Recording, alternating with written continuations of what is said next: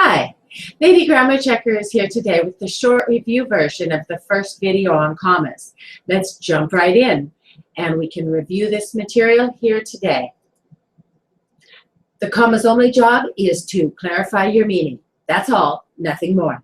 Commas have multiple uses. We're going to diligently address each individual use in a separate video.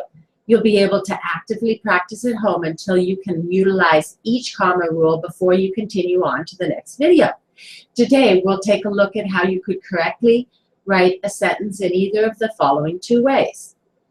Unlike your least favorite relative's intentions, the comma just desires to clean life up. The comma just desires to clean life up, unlike your least favorite relative's intentions.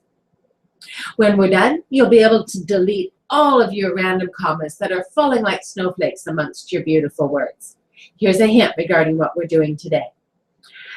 Like irresistible snowflakes do, they're distracting your readers. They're distracting their readers like irresistible snowflakes do. Today we're going to use the comma to separate two types of phrases. One phrase is a complete thought, so it can stand alone. This standalone phrase is the main phrase. The other type is not a complete thought, so it cannot stand alone. It is dependent upon the main phrase. It is a dependent phrase. Let's do some examples of these two phrases that can trade places. Without overanalyzing this, let's view some sentences where this does apply. Let's view some sentences where this does apply without overanalyzing this. While wishing it wasn't cold outside, I put my tiny dog's warm coat on him. I put my tiny dog's warm coat on him while wishing it wasn't cold outside. Feeling devastated over the record snowfall and no sunshine, I stayed indoors and read a book. I stayed indoors and read a book, feeling devastated over the record snowfall and no sunshine.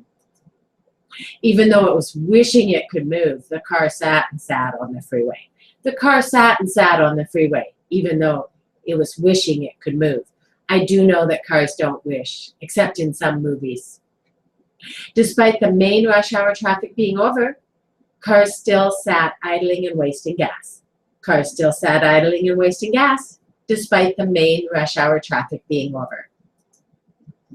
You saw the phrases could completely trade places?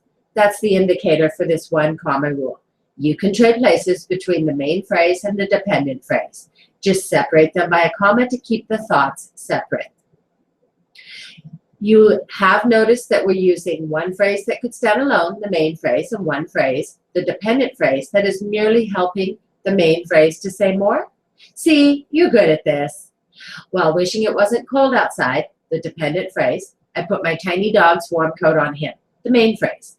I put my tiny dog's warm coat on him, the main phrase, while wishing it wasn't cold outside, the dependent phrase. Feeling devastated over the record snowfall and no sunshine, the dependent phrase, I stayed indoors and read a book, the main phrase.